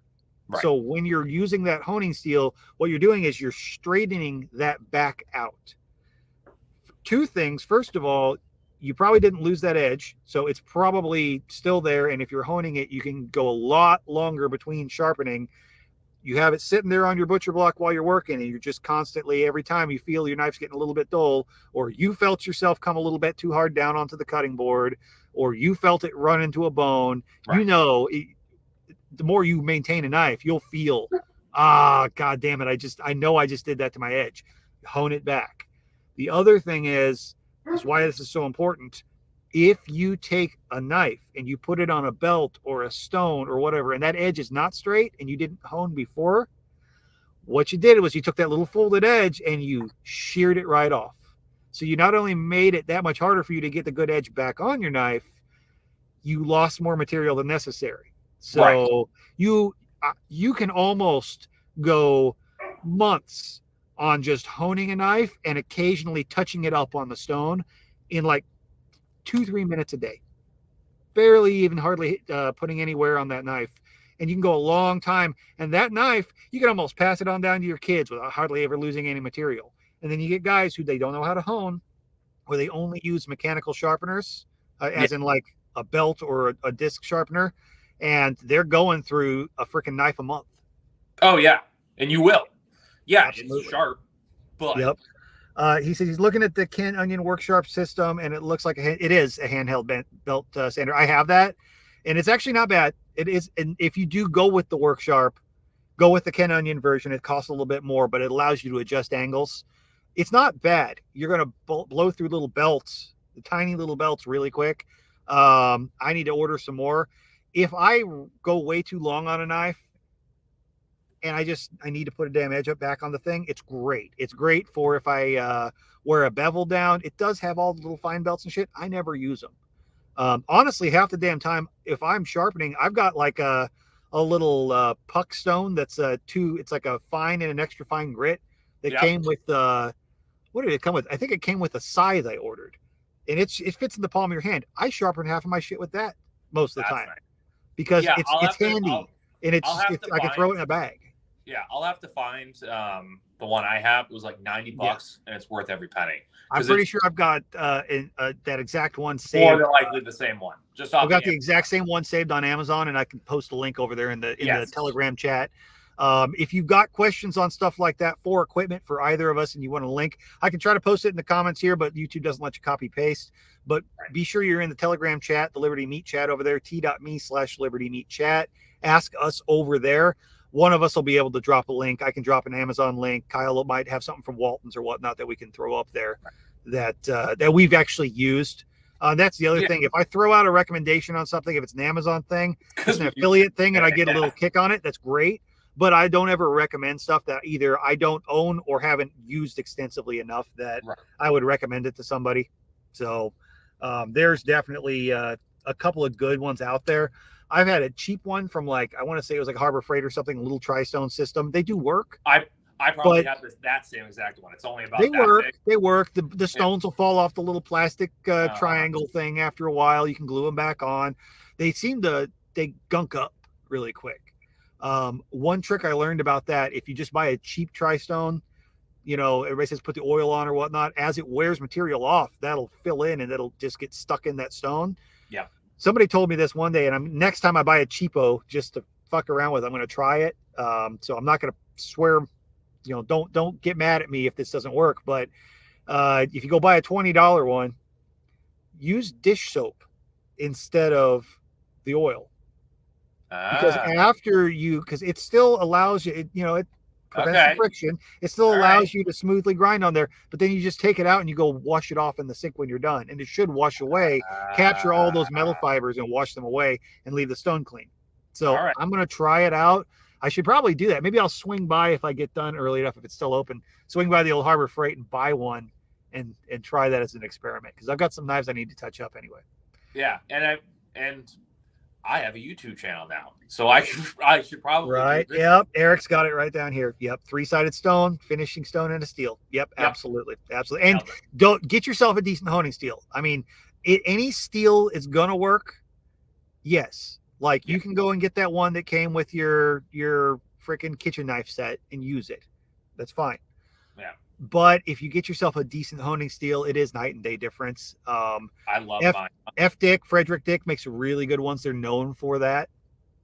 But pretty much any quality knife manufacturer is going to have decent honing steels. Yeah, I love mine. Mine is one of the ones where it has both the coarse and the smooth hone on it. Yep. And that thing is awesome. Oh yeah. Just don't get one that is only coarse or only has grit, or it's like a diamond one. I actually have a diamond one that's actually really nice, but it's not a honing steel. It's basically a sharpening rod, and it was marketed as a honing steel. And I'm like, well, what the hell? You don't want to be. It's not made for taking material off. That's how you want to think about it. A steel is made for straightening your edge back out, and if it is a coarser, if it's got like a little grit, it may have like vertical ribs, which is nice. It works faster, which means you got to be a little more gentle on your touch. You'll learn how to do this by feel. The smooth one is, you can go a little bit rougher on it and still be fine, but you're straightening an edge. You're not removing material. Sharpening, you're removing material. You are grinding away at that knife. So understand that difference. That's something that escapes a lot of people. And I know a lot of butchers who don't know shit about maintaining a knife. No, so that's a skill in itself. It really is. It really is. I've worked with a lot of butchers that really think I'm way too anal about my knives. I'm like, you guys are crazy, because you got to work with this thing all day long. Literally the one tool we use all day. And nothing is worse than spending all day cutting with a dull knife. Your hand will ache, your wrist, your joints will hate you. And they're not cheap. Let's be honest. A good knife is an investment. So learn how to take care of it. It's your baby. Yeah. Let's see here. Gary says, "What's your opinion on the Meet Your Maker meat grinder? Is a half power too small? It's on sale right now. The Meet Your Maker grinders are decent from what I've understood. I've not used Yeah, them I haven't used them, personally, but I've heard they're but good. I'm pretty sure they are a white labeled Weston. Yeah. If they're not, they're similar. I've used very similar ones to it. I'm pretty sure I've probably used the same grinders, just under a different name. They're a Right. good price. They're a good price. I would personally get more than the half horsepower. Yeah. If you can get at least the 3/4 or preferably the 1 horsepower, get it if you can. And it probably costs you a few $100 more. I'm gonna tell you right now, $200 more on a grinder is Worth worth every fucking penny. every fucking penny. Absolutely. I would try to go for a little bit bigger than the half, but it's my understanding is they're a good grinder. I've heard nothing bad about them. Yeah. In fact, I want to say I think I actually may have a fucking affiliate account with them. I've just never fucking promoted it. I've got so many of them that I've never promoted, so I really should look into that too. But yeah, I've actually thought about buying one myself as a backup grinder. I just haven't pulled the trigger on it. Yeah. I actually have a full parts grinder. Yeah. That I got from my old boss at the USDA plant. Their grinder. Oh, nice. Their grinder went down. They had the parts grinder, but it was a different model, so they couldn't use it. Right. And I made the joke, like, because all of my equipment was just stashed in the garage. It wasn't a shop yet. And I was like, well, you can borrow mine. Ha ha ha. Like, whatever. Right. 5 minutes later, he came in. He's like, you can talk to us real quick? He's like, can we borrow your grinder? And I was like, we borrow your grinder? Of course. And they had an electrician come in.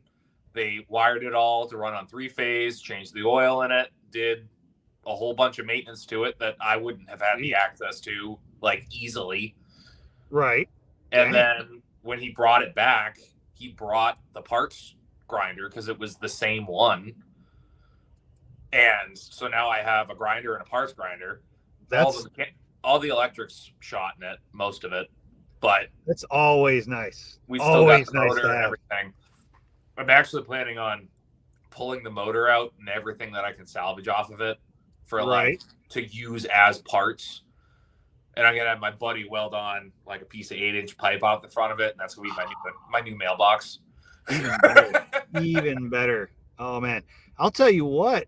Let's see here. Who was it? Gary, give me half a second.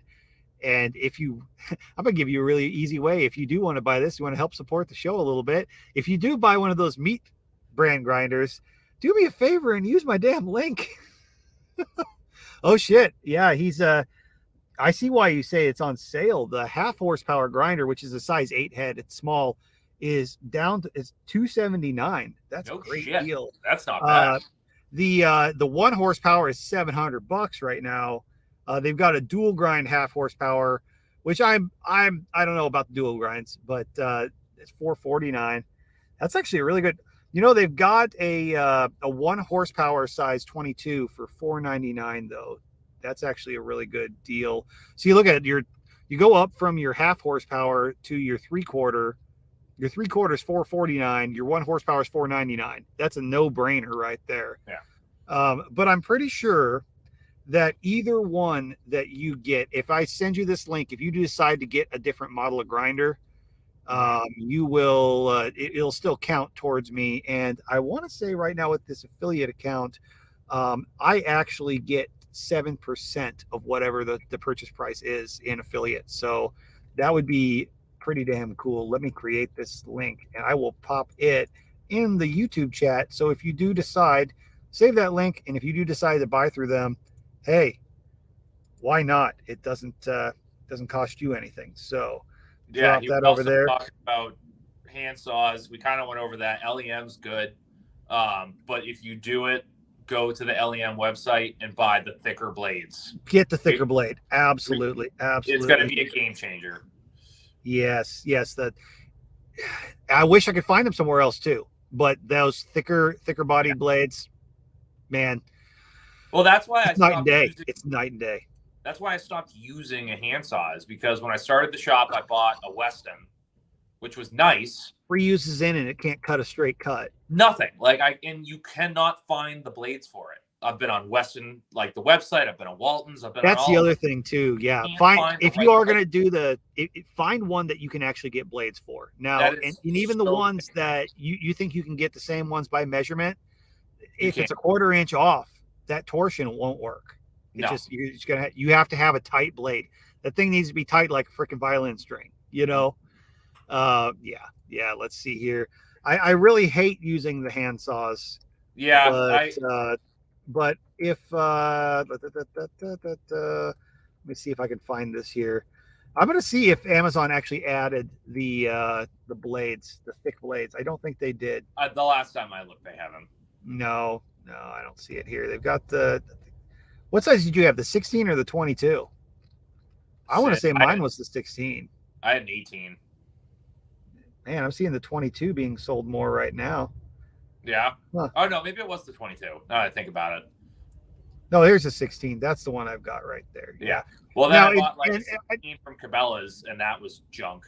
Like. Yeah. The Cabela's. I'm not impressed by it. The thing is, even the Westons, I'm not a big fan of. If you look at the Westons, okay. The other thing is, if you look at those hand saws, the one thing I like about LEM, it's better than a lot of the more pricey commercial models because the handle actually wraps over the body and it has 3 rivets that hold it on.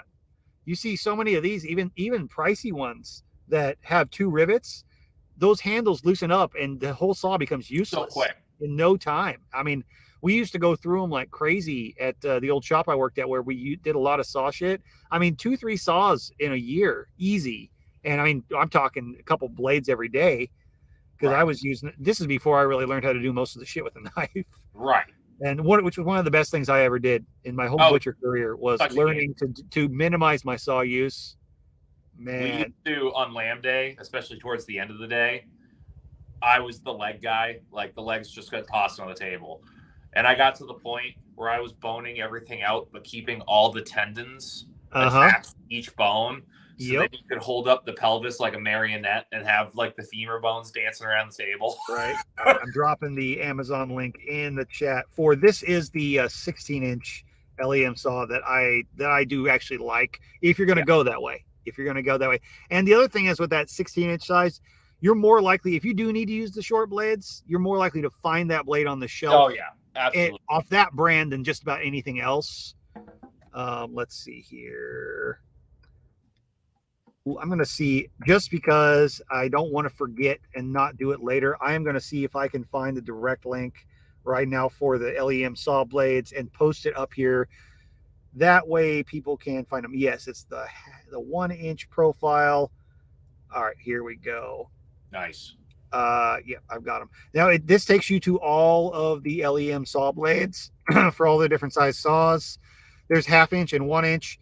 Do not buy the 1/2 inch. No. Buy the 1 inch. If you're going to order them on their website, just buy the 1 inch. It is so much more blade profile. It makes a huge difference. That blade does not wobble on you nearly as much. Let's see here. There we go. Drop that right there. Yeah, even if you do go buy that hand saw, just buy the blades. Please go buy the blades. Yes. It's like $12 for a pack of, I don't remember how many. How many come in a pack here? Let me see here. But again, if you're taking any of our recommendations on this, you're not going to use that anywhere near as much as we are, to the point where oh, what am I spending my money on? I'm going to have to buy new ones. Like, is this per blade? Shit. Okay, they got a little, man, they came up, but that's $13 for that blade. But your 1/2 inch blade is $9. So you're paying $4 more for a blade that, trust me, is going to last more than twice as long. Absolutely. Because you're going to want to pitch the whole saw off of a bridge about the 4th time you use that little floppy blade. You'll be sitting there in the spine trying to chine something. It just goes whang, like. Yep. Or it's wobbling the whole time while you're trying to work with it, so you can't get a straight cut. And then eventually the whole blade will just kink. Yep. Stay that way. And you'll never be able to use the whole fucking saw again. Rivets that hold it into the actual saw itself, those fly out of nowhere. Those will wear off. Yep. And the whole thing goes ping. Yep.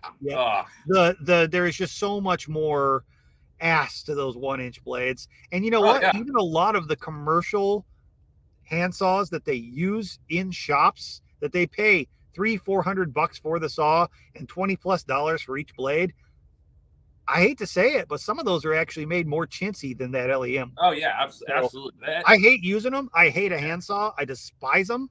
But out of all the ones I've used, that's actually one of the better ones I've used, even looking at the commercial grade. Yeah. Yep. Yeah, no, absolutely. Hey, Gary, glad you found this from Spirko over there. Glad more people are finding their way over from the Survival Podcast. Hey, that said, I need to get some more shit out to Jack so he can have some more content to throw out on the Expert Council days. So if you guys have questions that you'd like to hear on his show for me, make sure you email them to Jack Survival Podcast and let him know for Josh, the Renegade Butcher on the Expert Council, and I will get those off to him. So I think he's still got at least one in the can from me, but I like to try to keep a few ready for him so he has content to put up on his show. So I could use some questions, send them off to him, let him know. I'm sure I can come up with some stuff to send him, but it's always more fun when I'm actually asking people, answering direct questions from people too. So yeah. All right. So with saws, let's see what else we. Hey, you know what? I think it's probably a great idea for somebody to actually splurge and get yourself a decent size cutting board. Yes, big. That's huge. And there's nothing wrong with a solid wooden cutting block if you know how to maintain it and keep it clean. Right. But they are work. It's a skill. You need to learn how to maintain. Oh yeah. And they're a lot easier on a knife, but the poly boards are the easy button. Now I will say, if you are using those hand saws like we were talking about, or you're using especially the handheld reciprocating saws, you're going to put gouges in them, which makes them a lot harder to clean. Mine are all gouged up.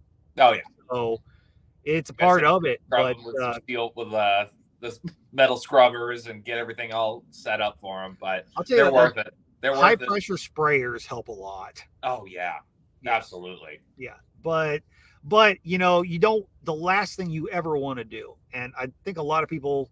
I'm surprised by how many people don't realize this. If you don't use a cutting board and you went out and you bought yourself, a lot of folks get into chicken processing and they buy themselves a nice stainless steel table. And you're just going to ruin your blade. And then they cut on that. Don't ever cut on a steel surface with your knife. Please. There's nothing destroys your edge faster than doing that. Metal to metal. It's not good. You will see me physically cringe. The hair I don't even have on my back will raise when I hear a knife touch steel. It's bad. And when you get into maintaining your own blades, you'll understand it too. What? The horsetail? Well, maybe. If you want to hear about Kyle's horsetail, go and make sure to listen to Saturday's episode. Towards the tail end. Listening. Woo! But yeah, no, it's just please use a cutting board of some kind. It would. You'll thank yourself, and you know it's a game changer. There's a reason they exist. There's a reason we use them. And the other thing is, while I have them, if you really want them for just kitchen use, you want to buy a Renegade Butcher freaking glass cutting board, you can go and buy one on my website, but don't use one for heavy use for cutting. It's a solid surface. The idea behind a cutting board is it's a softer surface than the knife. It's supposed to cut into it a little bit. It's made so that it preserves your knife edge a little bit. It's supposed to give. You don't want to cut on a solid surface. Glass is harder than steel. It's hard on your edge. Have you seen the honing trick about using your car window? No, I've never used a car window. I've used the edge of a stuffer. I saw a dude that had the window rolled down and took his knife and honed it on the open window edge. You want to know what works really, really well as an extra fine stone? What? Take your coffee mug, your ceramic coffee mug, flip it over. Yes. The unglazed ring on the bottom. That actually works really good. It's like a really fine grit sharpening stone. Mm-hmm. Now, as long as you've got that edge straight, man, it does work pretty good. It'll put a good mirror polish on a blade too. Yeah.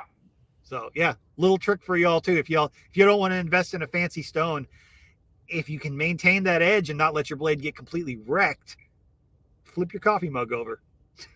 Yeah. And then flip it back over and fill it with coffee and go listen to the fill it up with some Renegade Butcher coffee. And hey, I forgot to mention that I was playing around with some domain names and stuff the other day, and I got my forwarding shit together. If you guys want some good coffee, and if you don't remember that you can go to renegadebutcher.com to buy all your shit, which you should. You go buy some spices. If you can go now to renegade.coffee and it'll take you right to my coffee. Look at that. I know. I was like, well, and I saw that was available. I'm like, well, I have to have it now. Right. So, I mean, it'll take you right to the coffee side of the Renegade Butcher shop. So there you go. Yeah. Well, speaking of coffee, let's see, we're coming up on about 2 hours. You got anything else you think of you want to cover before we wrap it up? I'm amazed I'm still on the air. I mean, I know. Whatever happened, you appeased somebody. I don't know. I guess. But, maybe. No, I mean, I can't. The feed needed some links. Yeah. No, I think it's hard coming from our perspective. Do you guys use aprons, Haas ass? I do and don't. It depends. What's your address? What's your address? Lisa wants to know where to send the bill for counseling after the horse tail. No comment. No comment. But he's like, I don't know what I was talking about before that. I know, that's so funny. He lost it. Aprons. About aprons. Yep, I do. And I tell you what, if you're going to be cutting meat all day, especially during the slaughter, I don't. Those are the days where I'll probably won't wear it. I've actually taken to the only time I put the apron on during the slaughter, most of the time, is while I'm gutting, because it's really hard to gut a cow without getting something on you. You want to know why? Because you don't split the sternum. Well, yeah. No, because I don't use a cradle. I know. That's why. I know. But no, you're gonna get a little something on you. You're gonna get the fat. The caul fat is gonna rub all over your pants and shit like that. Jersey fat is the absolute worst. Oh yeah. Oh my god. It gets up in there. It rubs on you for sure. You get into the shower and you're waterproof. Like yeah, no shit. But I'll tell you what, the other thing is, especially when I'm doing a lot with sausage stuff, the stuff flies. You get it on you when you're grinding. It's nice to have the aprons. A long apron is good. I have struggled finding aprons that I like for years. I have found some that I wish they were real leather, but I found some that are pretty thick, leather like, that are long enough. I'm a tall guy. Finding a long apron, that's hard. And an apron doesn't do me any good if it ends freaking halfway down to my knees. Yeah. I actually need to buy a new slaughter apron, like the rubber ones. Again, I just buy those on Walton's. The thing you'll find, they're hot. You wear them all day long, they don't breathe. So you just sweat on the inside of them. So I've learned to minimize when I do need to wear them. But yeah. But I got it for a wedding gift. I wonder if I can find years ago. Was one of like the canvas ones. Yeah. I like that one a lot. They are nice. I scrub it down after every use, and I've seen some really nice waxed canvas ones. That's what it is. But at this point, I've had years at this point, so it's less waxed and more scrubbed. Right. Less wax on, wax off. Exactly. I'm trying to see if I can find. I think I need to log into the correct Amazon account here. I'm trying to see if I can find the last ones I ordered. I've ordered a couple of them, and they've lasted me pretty well. The only thing I don't like about some of the bigger aprons is they all seem to come with big pockets, and they're going to fill up with meat. Yeah, I found that. The ones I get are literally, you get them, for the ties, it's literally just rivets where you can put your own strings in there. Yeah, it's just flush leather. I get those too. I tear those so bad though. Oh yeah, like I just threw out my last one because it was just getting gross. That's the hard part about all of this stuff is you can spend the money and buy it, but more often than not, you're just still going to go through it. You're going to have to buy it again. Like the other thing about aprons, they're hard. If you don't get the ones that are a crossback, they're hard on your neck. Oh yeah, all day long, especially the heavier bodied ones that do last. Because I used to have to wear them all day long while I was slaughtering. Yeah. So I'm in an apron all day. You walk around with a heavy apron on your neck all day. It's rough. It does wear on you. The crossback ones, if you can get one that's a crossback, it's nice. Oh shit! The last ones that I ordered are not available on Amazon right now. Damn it! I went and had to go look it up to find. There are some cheaper ones. I will try to grab a link for here, but I'm trying to see if any of the ones I ordered in the past are available again. But yeah, I've gone through them quite a bit. Oh yeah. Let's see here. Here's a cheapo that I've used, but expect to, go back. Go back. That's right. Show me the damn link. But yeah, expect to go through these if you do buy them. If you get some of these thin vinyl ones, the hardest part is finding them long enough. If you do go through and buy these, I would order 3 or 4 at a time. Absolutely. Because yeah, and the straps wear out. You're gonna put holes in them. Yeah, all the really good ones are unavailable. I'm going to post. Let me find it here. I'm going to post the link of the one that I currently have, and you'll see why I like it. The only thing I don't like is that there's pockets. Yeah, I have pockets in my short canvas one, and it's fine. I found a way around it, but yeah, the pockets are nice. It has the chest pockets, which are nice for putting a pen in, and that's fine. That's not really that big of a deal. But your waist height pockets kind of suck. Right, that last Amazon link I posted is it. Now the pockets they're outside, they're big, they're heavy, stitched on. So what I do is, as soon as I get one, I take a knife and I cut the stitching on the bottom. I cut a couple of slots so I can just hose them out, and they just close out the pocket. It works pretty good. But they're that like really thick. I don't know if it's real leather or if it's the fake leather, but it's the really thick, heavy grained, and it's a cross back, and it's got the snap back. But it actually will cover me from about, upper chest height down to just past my knees. Right. And I'm 6'2". So finding an apron that's long, that's hard to find. Now they are big, they're bulky, they're stiff. You just kind of hang them up in the corner of the shop and they almost stand up. But yeah, pretty much. Another good way to go, and the hard part with this is you want a smooth surface. That's the main thing. You want a smooth surface that you can wash off. You don't want something that's going to absorb water. You don't want something that's going to be.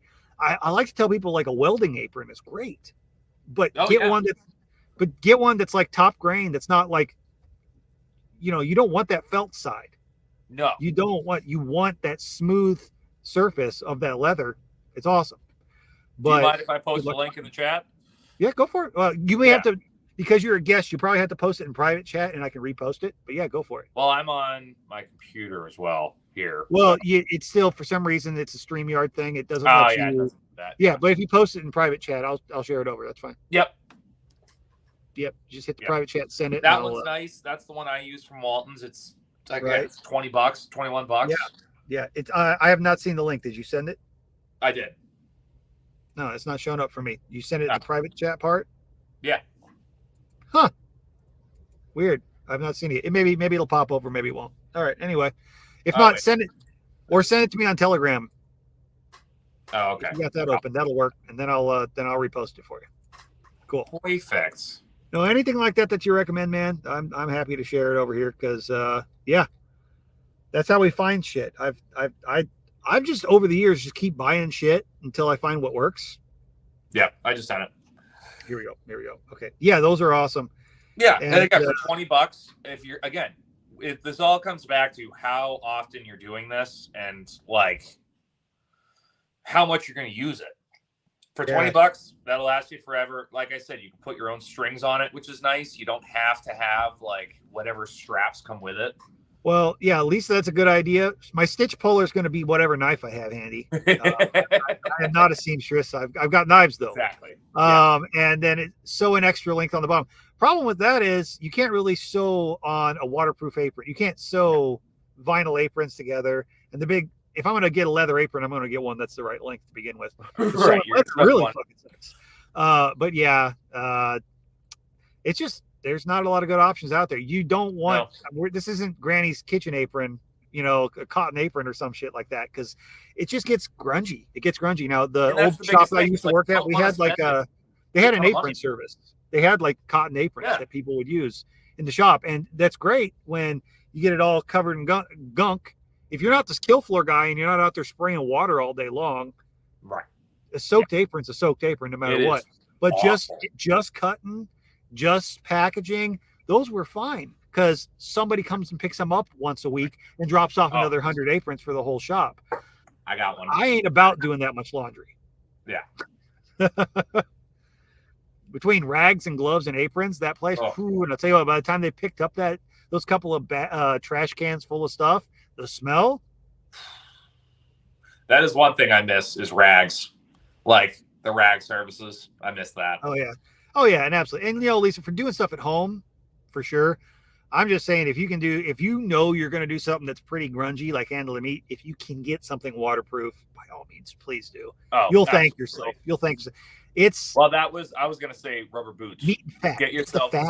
It's the fat. It's the worst. Yeah. It just works into everything. It gets in that grain of the fiber of that cloth, and you're not going to get it back out. You almost have to cook it out. My wife will look at shirts and go, "What happened to you? That you just put that on?" I'm like, "Yeah, I killed it probably a month ago." Like that's what happened. Like crazy.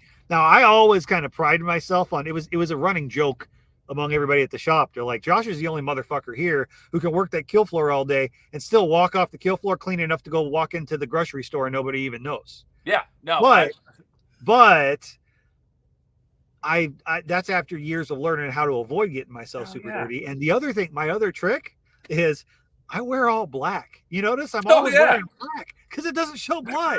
The only color that doesn't show blood. It's the butcher's color. That's it. You can't even wear red and get away with it. It still shows. It still shows. But another thing, and this is something nobody touches on. So as far as clothes, what are your preferred slaughter apparel? What do you like to wear as far as things that are going to last and are easy enough to keep clean while you're working? Don't say blue jeans. I go the opposite. I go, what am I wearing that I don't really care about? Like I like wearing like regular work boots, but again, if you don't want to spend that kind of money to just get everything covered in blood, like you can pick up a cheap pair of muck boots at Tractor Supply or wherever that'll keep your feet dry. Again, any of those links for the aprons. And then other than that, it's just a pair of jeans. And see, I will ever wear jeans when I'm doing slaughter shit because it's the water. It's the spraying everything down and they get soaked and they just are miserable.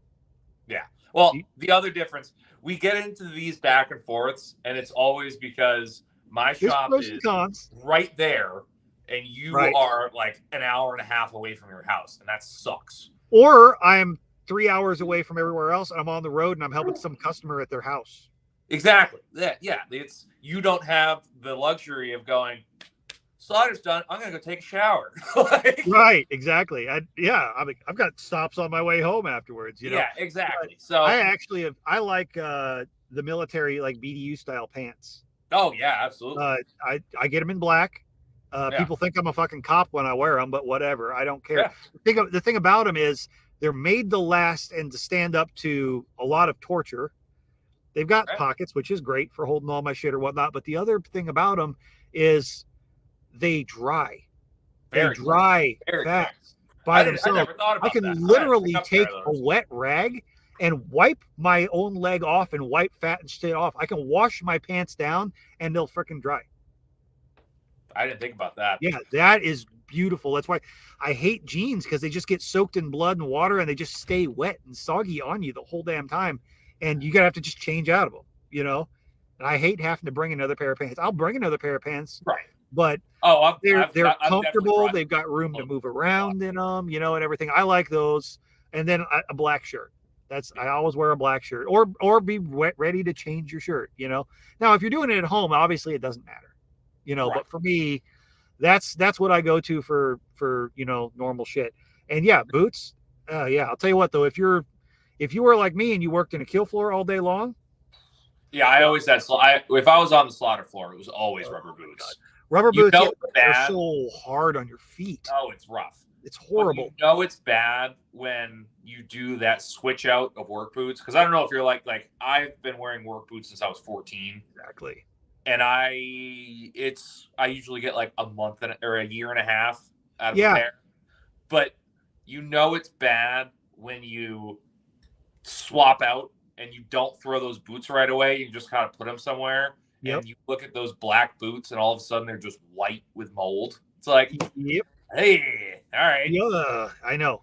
It's awful. And the thing about those too is they're so bad on your feet, especially on concrete all day. Oh That I always kind of liked them because I always bought the Chippewas, Yeah. super loggers. So Uh-huh. they had a bit of a tilt to them. Everyone called them my high heels. Yeah, But well, I can see that. You probably got that from your dad.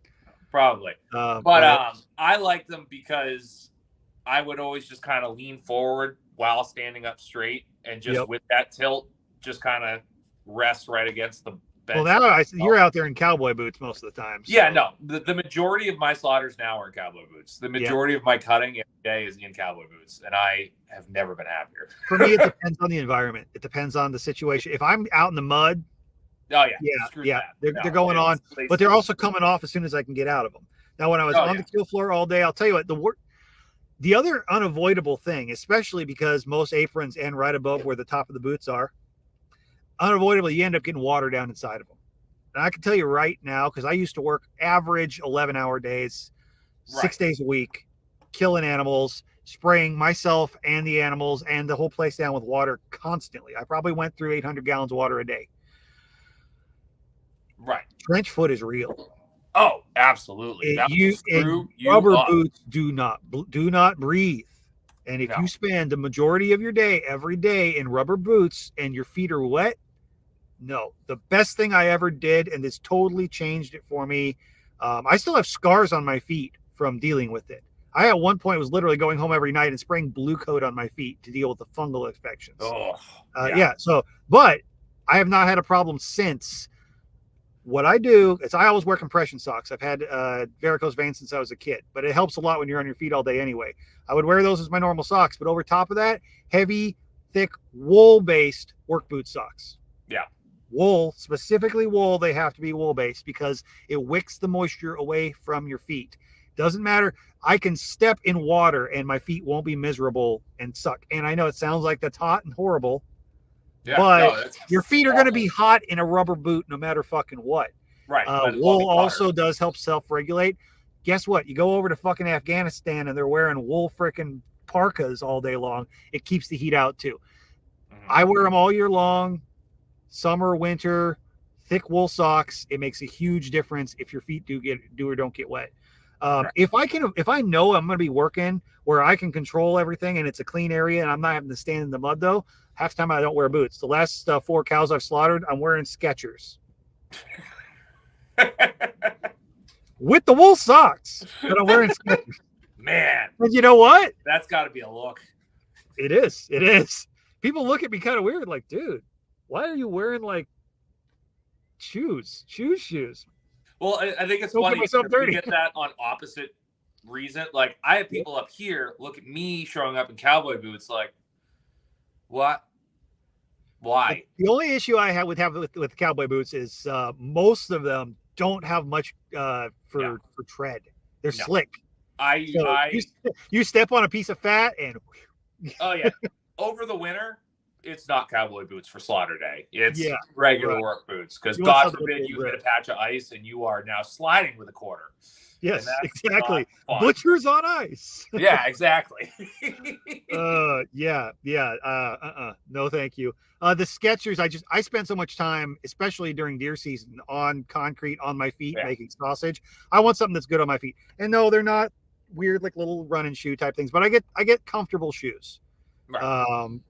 And if I know I'm not going to be out rolling around in the mud, I don't have a problem doing a slaughter with them when it's somewhere that it's a controlled environment. And I know how to work around it.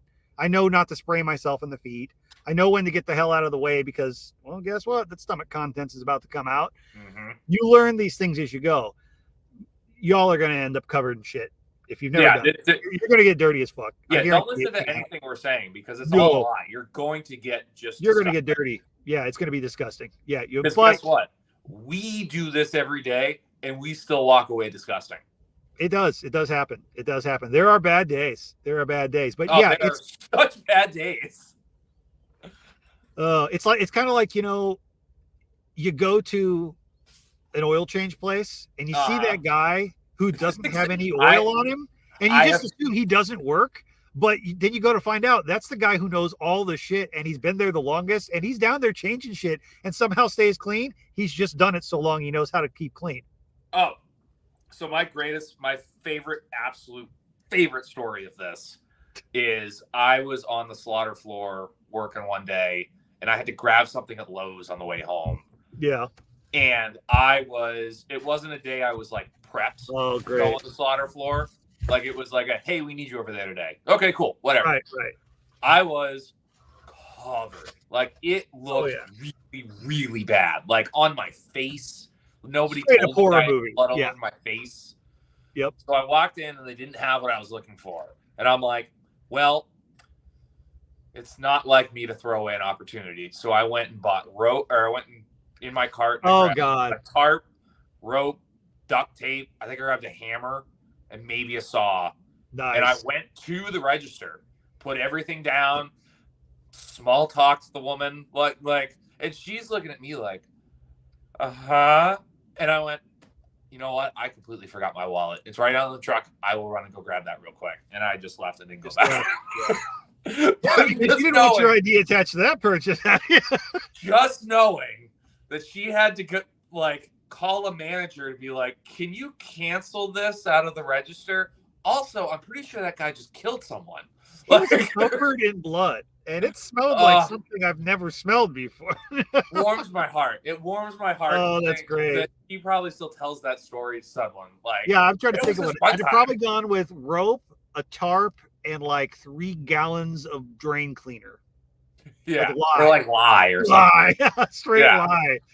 Oh, that's great. That is fucking great. Oh shit.